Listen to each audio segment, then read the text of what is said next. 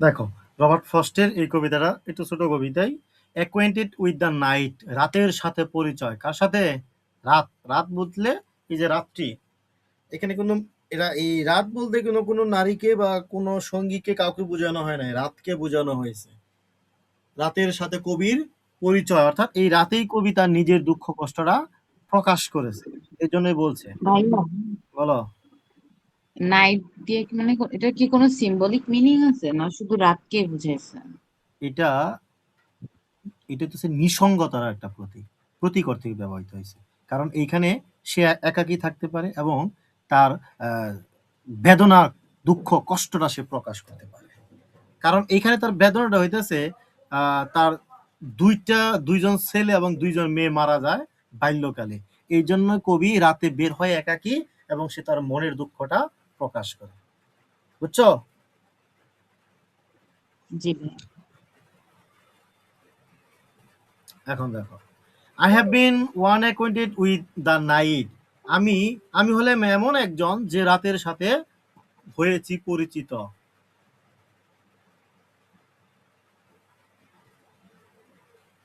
দেখো, I have worked out in rain and back in rain. আমি বৃষ্টিতে ভিজেছি এবং বৃষ্টিতে ভিজে বাড়ি ফিরেছি।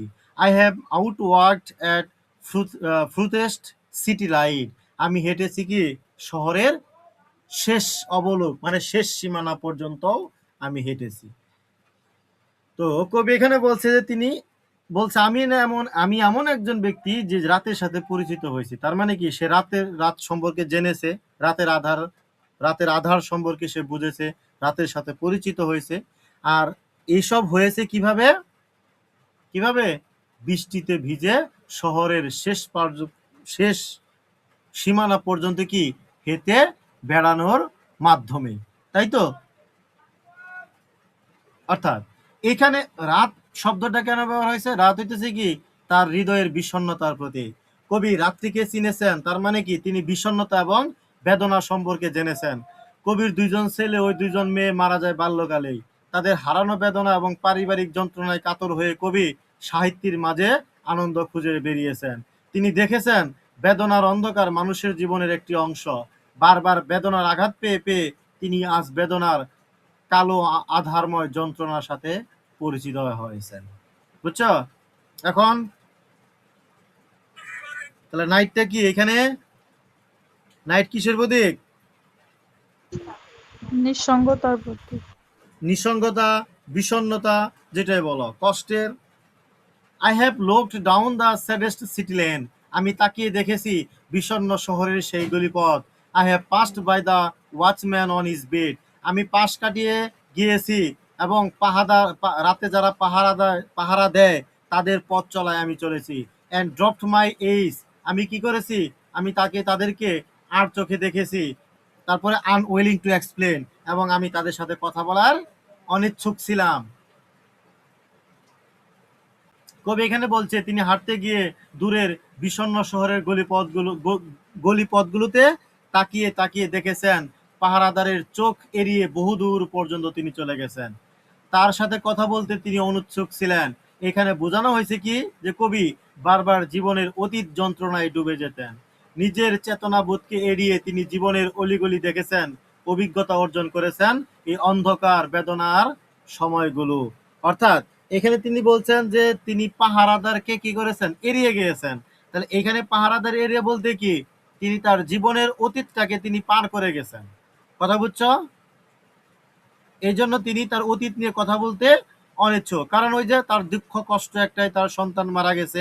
এই জন্য তিনি বলছেন যে তিনি তার চেতনা, তার অতীতকে তিনি এড়িয়ে তিনি নতুন জীবনের অলিগলি ঘুরে বেরিয়েছেন, অভিজ্ঞতা অর্জন করেছেন। ক্লিয়ার হয়েছ?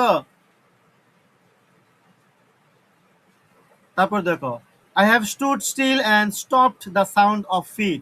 আমি থেমেছি চুপচাপ হয়ে কি করেছি? পায়ের শব্দ আমি বন্ধ করেছি। এই কথা শোনা যায়? জি ভাইয়া, জি ভাইয়া। আচ্ছা। When far away an interrupted Cry. যখন শুনেছি দূর থেকে ভেসে আসা বিঘ্নিত সেই কান্নার ধ্বনি।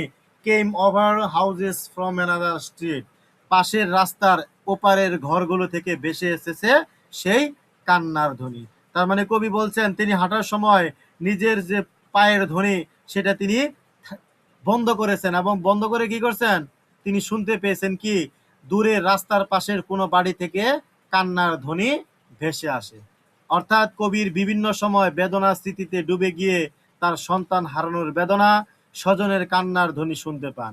অর্থাৎ তিনি যখন নিস্তব্ধ নিঃসঙ্গ হয়ে থাকেন তখন তিনি তার মনের অজান্তে মন দিয়ে তিনি কি শুনতে পান, সন্তান হারানোর বেদনা শুনতে পান, কষ্ট অনুভব করতে পান। বারবার সেই যন্ত্রণায় তাকে আঁকড়ে ধরে। এখানে এই রূপক অর্থে এটাই বোঝানো হয়েছে।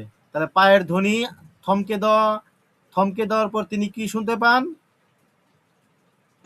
দূরের বাড়ি থেকে হলো কান্নার আওয়াজ। তাহলে এটা রূপক অর্থে কি বোঝানো হয়েছে? সন্তান হারানোর বেদনা। দুঃখ, কষ্ট। আচ্ছা। But not to call me back or say good bye. এগুলো আমাকে পিছনে ডেকে নিতে পারেনি, না পথ চলায় জানাতে, অর্থাৎ আমার এই পথ চলায় তারা না জানাতে পেরেছে বিদায়। And further still at an unearthly height. দূর আকাশে অপার্থিব উচ্চতায়। One luminary clock against the sky. চাঁদকে দেখেছি ছড়াতে আলো আকাশের গায়ে। Proclaim the time was neither wrong or right. অতিবাহিত সেই সময় না ছিল অশুভ না ছিল শুভ। I have been one acquainted with the night. আমি তখন রাতের সাথে হয়েছি পরিচিত একজন। দেখো এখানে but not to call me back or say good bye, তার মানে কি এখানে কবি কি বলছে, তার জীবনে বহু বহু সময় বহু যন্ত্রণা আসছে, বহু বহু আঘাত আসছে, তবুও কবি কি করে নাই, মানে থেমে থাকে না। এই জন্য বলছে কি আমাকে পিছনে ডেকে নিতে পারে নাই, এবং কি তারা আমাকে বিদায়ও জানাতে পারে নাই। অর্থাৎ তার জীবনে বহু দুঃখ কষ্ট যন্ত্রণা সব আসছে, তবুও ঠিক সে কি চলার পথে কখনোই থেমে থাকে নাই।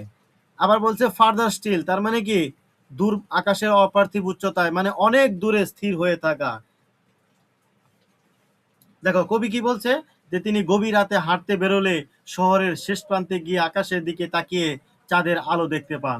তিনি সেই আলোয় উদ্ভাসিত হয়ে বুঝতে পারছিলেন না যে কি সময়টা, অর্থাৎ এই যে রাতটা শুভ নাকি অশুভ। কবি এখানে এটাই বোঝাতে চেয়েছেন, মানুষের জীবনে বিভিন্ন সময় বেদনার কালো আধার নেমে আসে, কিন্তু শেষ পর্যন্ত যখন সুখের কোনো আলো রেখা দেখতে পান তখন দ্বিধায় ভোগে যে কি পূর্বের কষ্টটাই ভালো ছিল না সঠিক ছিল। কি বুঝছো, যে যখন তোমার বেদনার দুঃখের কষ্টটা দীর্ঘস্থায়ী হতেই থাকে, চলতেই থাকে, হঠাৎ করে যখন তুমি সুখের কোনো ছায়া স্পর্শ দেখতে পাও তখন অবশ্যই তুমি দ্বিধায় ভুগবা যে কি সেই কষ্টটাই ভালো ছিল নাকি সুখটাই ভালো হবে। আসলে মানুষের জীবনে আনন্দ বেদনা পাশাপাশি অবস্থান করে। দুঃখ হলে সুখ আসবে, সুখ হলে দুঃখ আসবে। বেদনা না থাকলে আনন্দের বা সুখের কখনোই স্বাদ পাওয়া যায় না।